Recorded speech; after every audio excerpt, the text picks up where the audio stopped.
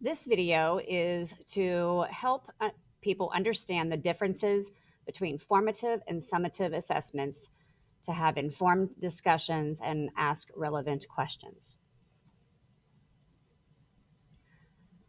The purpose of formative assessments is to ensure students are learning and to provide feedback so that students can be successful on summative assessments. Formative assessments are a process and they are planned by the educator. They use evidence to make sure instructional adjustments are done and to verify learning. This involves giving specific student feedback that is turned into student action. Summative assessments are the final assessment of learning. These can be in the form of a test, essay, or project. Generally, these are taken at the end of a unit or semester to demonstrate the sum of what they have learned or have not learned. Summative assessments should be reliable, valid, and free of bias. So a pre-assessment tool would be things like screening, pre-testing, diagnostic, inventories, observations. Formative assessments would be checking for understanding, portfolios, journals, quizzes, observations, exit slips, data. Summative assessments would be things like evaluations, projects, tests or exams, a portfolio, some kind of final performance or composition. So to give you a picture to go with these words, simply put, formative assessments should be leading to the summative assessment. They are the building blocks to learning. Another concept here, when the chef tastes the soup, that is a formative.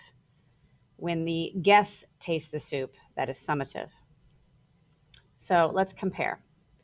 Formative assessments monitor student learning. It's a process of assessment, takes place during learning, used by students and teachers, not graded or low stakes. So teachers typically in formative assessments might rank these things with 5 to 20 points in the classroom. Summative assessment evaluates student learning. It is a product of assessment, takes place after learning, used by teachers, and these are always graded.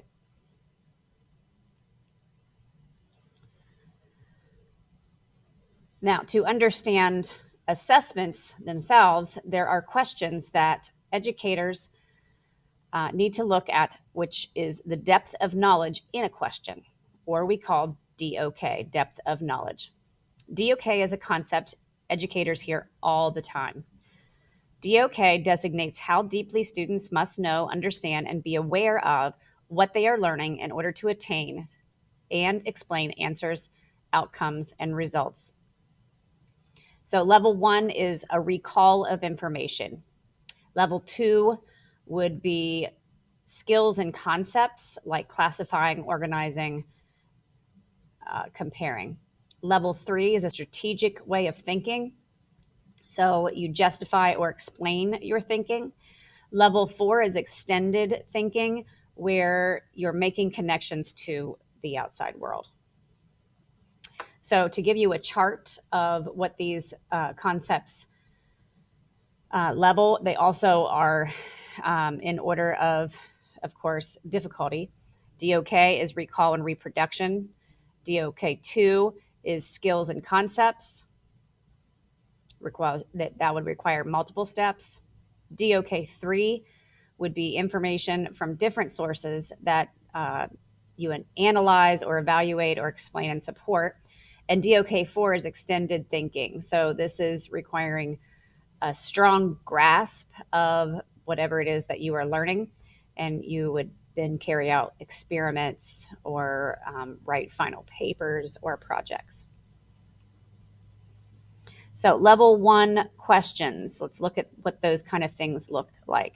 A level 1 question would be an example of just recalling information. Who was Grover Cleveland and what did he do? Would be an example of a level 1 question. A level 2 question would be a little more detailed than that. They would be applying those facts and details. So a compare and contrast type of question.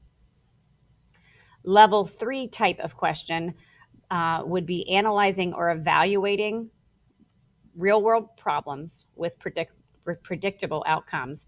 They would be applying logic, employing problem solving strategies, and using skills from what they've learned. So, analyzing and conducting a survey, writing an essay based on what you've read, things like that. Level 4 includes extended thinking to solve complex problems.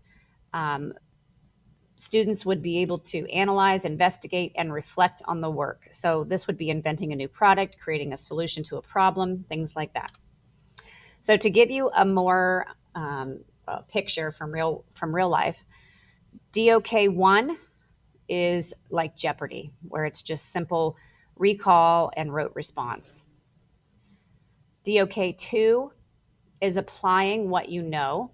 So applied concepts like Top Chef, where chefs are competing with the skill they already have. DOK3 would be like Survivor. How can you solve problems and use strategic thinking? DOK4 would be like Shark Tank. How can you extend that knowledge and come up with new concepts based on what you know? Rigor. Now, rigor is something that educators hear all the time. This is a concept describing either an assignment that challenges students to use critical thinking skills or a learning environment that is challenging but supportive and engaging. Rigor is scaffolding thinking, so that ladder, planning for thinking, assessing thinking about the content, recognizing the level of thinking students demonstrate, managing the teaching learning level for the desired thinking level. Rigor is not more or harder worksheets, AP or honors courses, that higher level book and reading, more work, or more homework. So let's look at some rigorous questions. One that has in multiple choice, one that is less rigorous would be where it's just recalling information like this. In E.B. White's essay Twins, which character gives birth? So you're recalling information. To make that same question a little more rigorous, you would be finding things from a paragraph and supporting that with an implication. So what does that sentence mean? That is making it more rigorous, making your question more rigorous. Another standard essay question might be, what is the theme? And use details. To make that a little more rigorous, you might ask it instead, what is the theme of Goldilocks and the Three Bears? Make sure to use details from the text to support your choice. Goldilocks and the Three Bears was written nearly 200 years ago. Now justify whether that theme applies today. So how can you apply that theme into today's world?